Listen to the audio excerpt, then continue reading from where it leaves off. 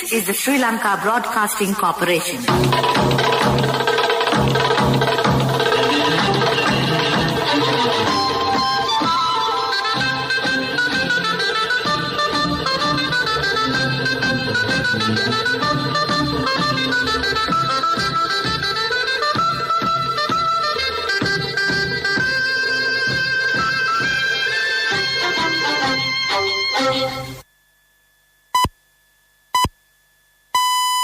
The time is 8:45 p.m. This is the Sri Lanka Broadcasting Corporation.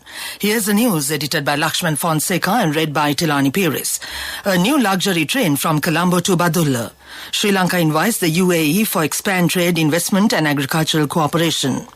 Trade and Food Security Minister says food prices have started to come down. Former MP Ranjan Ramanayake has received recommendations for a presidential pardon. The Lady Ridgeway Hospital says more children are now being treated for COVID-19 and dengue virus. And on international news, North Korea declares victory over coronavirus. The Minister of Transport says that a luxury train will be operated between Colombo and Badulla soon. The ministry said it will start this weekend.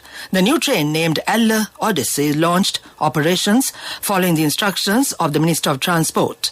Colombo-Badulla railway line is one of the most popular railway lines among tourists and world famous for its attractiveness. The train is scheduled to operate every Saturday, departing Colombo Fort at 5:30 a.m. and arriving at Badulla at 3:55 p.m. It will depart Badulla every Sunday at 9:50 a.m. and reach Colombo Fort at 7:20 p.m. The Minister of Transport said the train will make stops at Gampaha, Veyangoda, Polgahavala, Rambukkana, Peradeniya, Kandy, Navalapitiya, Nanoya, Haputale, Diyatalava, Bandaravala, Ella and Badulla railway stations. The ministry added the train will also stop at tourist attractions along the way, said the Transport Ministry. The UAE Ambassador Khalid Nasir Al Amari paid a visit to Sri Lanka's Minister of Foreign Affairs, Ali Sabri, at the Ministry of Foreign Affairs yesterday. Minister Sabri briefed the UAE envoy on the current economic situation in Sri Lanka and the tangible steps the government has taken to strengthen the Sri Lankan economy. At the meeting, the Foreign Minister had also invited the UAE to expand its agricultural, trade and investment cooperation with Sri Lanka. The UAE ambassador has emphasized the importance of the bilateral relationship between Sri Lanka and the UAE and assured Sri Lanka of his country's full support at this time. Trade and Food Security Minister Nalin Fernando says food prices have started to come down after open account imports were allowed. He said more money has been allocated from an Indian credit line.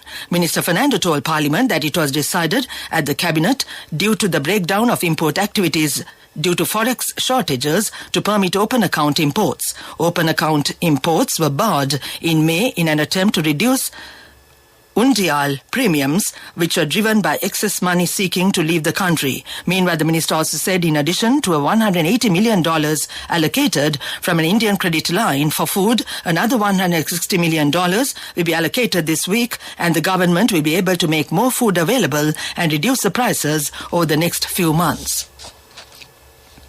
The Minister of Justice, Prisons Affairs and Constitutional Reforms, Vijaydas Rajapaksa, says former MP Ranjan Ramanayake has received recommendations for a presidential pardon. He added that he sought the Attorney General's opinion on the topic during a media event held at the ministry on Wednesday. Minister Rajapaksa said that it is not necessary to ask the Attorney General for guidance in a similar situation. However, in order to maintain openness, I asked the Attorney General's opinion, the minister added. Minister Rajapaksa said that he believes the President should pardon him after he submits an affidavit to the court expressing his regret regarding the statement he had made. This news broadcast comes to you from the Sri Lanka Broadcasting Corporation. Scan the Lanka QR code and make your payments with People's Pay mobile payment app from People's Bank.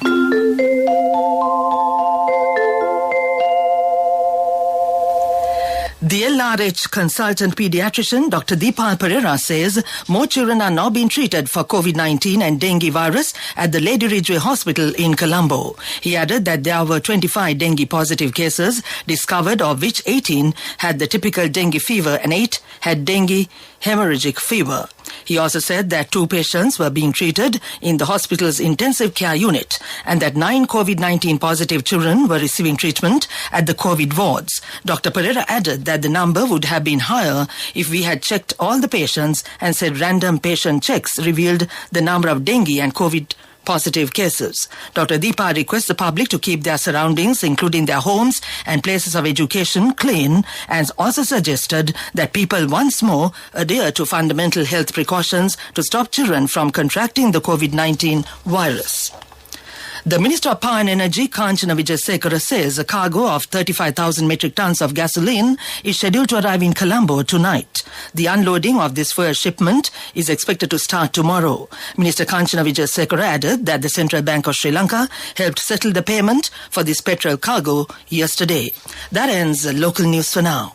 Nobody looks for hotels like this. So why do you still pay with cash when you have People's Pay mobile app from People's Bank? Scan the Lanka QR code and make your payments with People's Pay mobile payment app from People's Bank. The main news story is brought to you by Siddhalepa Vedamahatmya. The Ministry of Transport says that a luxury train will be operated between Colombo and Badulla soon.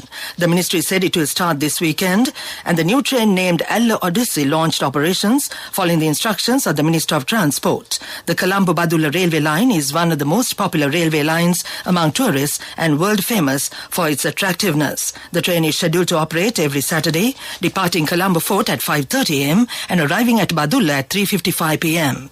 It will depart Badulla every Sunday at 9:50 am and reach Colombo Fort at 7:20 pm. That was the main news story. The main news story was brought to you by Siddhalepa Vedamahatmya. Watchlight is brought to you by A Strength to Your Life. CIB Janajaya Vasana has commenced. Valuable gifts and all bills are on 31st of October. Come to CIB today.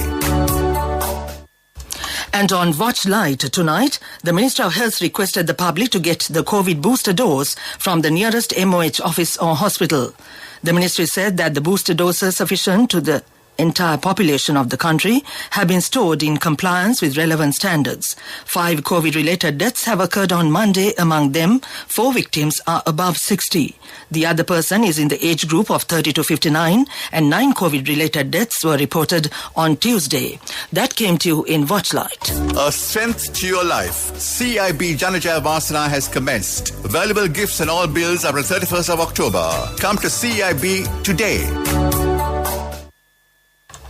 Moving on with world news and the headlines first. North Korea declares victory over coronavirus. Weather officials in Japan are urging people to stay alert for heat stroke due to persistently high temperatures. France firefighters battle monster wildfire near Bordeaux. North Korean leader Kim Jong-un says his country has prevailed in its fight to contain the coronavirus. North Korea's ruling party newspaper Rodom Sinam reported that Kim delivered a speech at a meeting on anti-epidemic measures held in Pyongyang on Wednesday. Kim said no new infections of the coronavirus have been recorded across the country for 12 straight days. He said North Korea has achieved its goal of making its territory free of the virus. North Korea reported its first case of the coronavirus in May. A daily tally of fewer cases topped 390,000 during a peak period, but Pyongyang says it has been 0 since July 29th. Kim expressed his intention to ease antivirus measures, including lockdowns. He also told the meeting that no coronavirus vaccines have been administered in the country. Weather officials in Japan are urging people to stay alert for heat stroke due to persistently high temperatures. The mercury on Thursday has already topped 35 degrees Celsius across wide areas from Kanto to Kyushu. The meteorological agency says a Pacific high-pressure system continues to cover western and eastern areas, pushing up temperatures from morning. Highs as of 11:30 am are 36.1 degrees in Toyama City, 35.7 degrees in Kanazawa City and Tokuya City in Hyogo Prefecture, and 33.4 degrees in central Tokyo. Temperatures are expected to reach 37 degrees in Fukuoka City, Kyoto City, and Kumagaya City in Saitama Prefecture, and 36 degrees in Tottori City, Osaka City, and Fukuoka City. More than 1,000 firefighters are battling a monster wildfire in the southwestern France that has already destroyed nearly 7,000 hectares of forest. Officials say the raging blaze near the city of Bordeaux has gutted a number of homes and forced 10,000 residents to flee. Strong winds and high temperatures are hampering the firefighting operation. This summer, France and a number of other European countries have seen a wave of deadly wildfires triggered by a record temperature and droughts across the continent. More than 1,000 deaths have been attributed to the heat in Portugal and Spain. Back to the world news headlines. North Korea declares victory over coronavirus. Weather officials in Japan are urging people to stay alert from heat stroke due to persistently high temperatures. France firefighters battle monster wildfire near Bordeaux. That ends world news. Moving on with development news, the government of Japan has provided a giant aid worth approximately 761 million rupees for the Human Resource Development Scholarship Project. The grant to be extended to train young executive officers in the public sector at various universities in Japan and develop their skills in order to qualify them as future national leaders in their respective fields. Under the project, 17 public sector officials will be sent to pursue a 2-year Master of PhD degree from the year 2023 to 2025. Areas of their degrees will cover public policy, macroeconomics, public finance and investment management, industry development policy, and investment promotion and urban and regional development. That came to you in Development News. Sports News is brought to you by Sampath Bank. We present your future. The Australian cricket team has donated their prize money from the most recent tour of Sri Lanka. Their aim is to help families and children affected by the country's worst economic crisis in decades. The squad will contribute AUD 45,000 to the organization's Sri Lanka appeal under the leadership of Captain Pat Cummins, a UNICEF Australia ambassador, and Aaron Finch.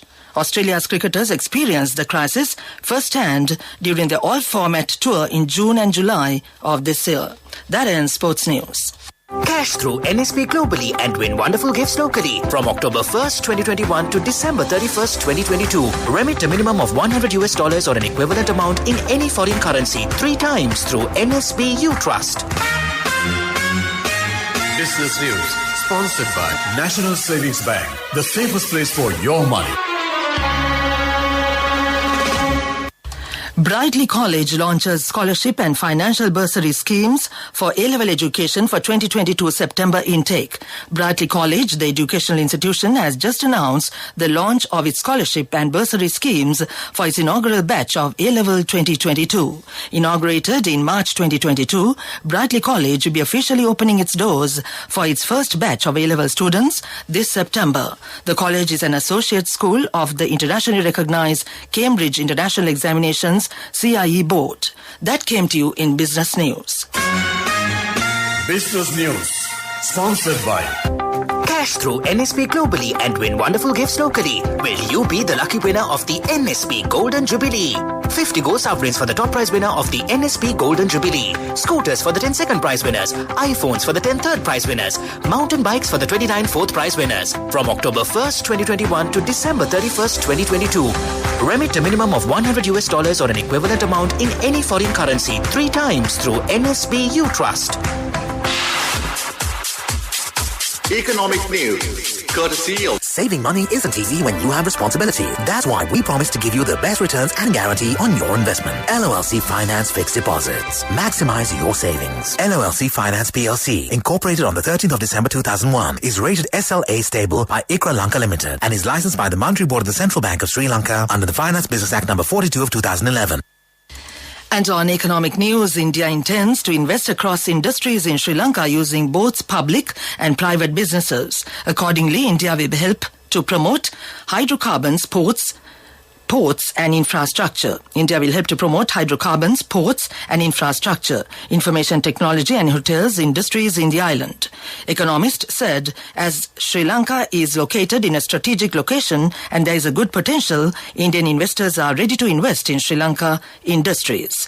That was economic news. LONC Finance is taking the power of innovation to the next level, winning 5 golds at the Technovation Awards 2022, leading the digital revolution with cutting-edge interbanking digital payments. LONC Finance claims the overall gold award whilst also claiming an extraordinary victory in digital banking. LONC Finance will continue to innovate with the next generation digitalization of financial services, delivering a superior customer experience.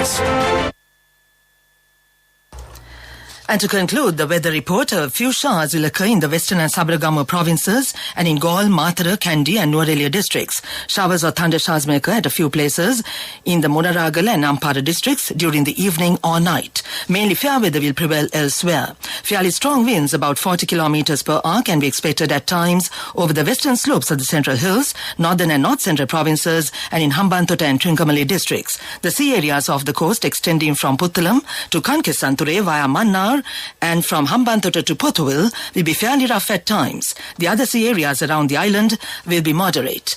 That was the weather report, and now to end this news broadcast, the main points once again. A new luxury train from Colombo to Badulla. Sri Lanka invites the UAE for expanded trade, investment and agricultural cooperation. Trade and Food Security Minister says food prices have started to come down. Former MP Ranjan Ramanayak has received recommendations for a presidential pardon. The Lady Riju Hospital says more children are now being treated for COVID-19 and dengue virus. And on international news, North Korea declares victory over coronavirus. That ends this news broadcast.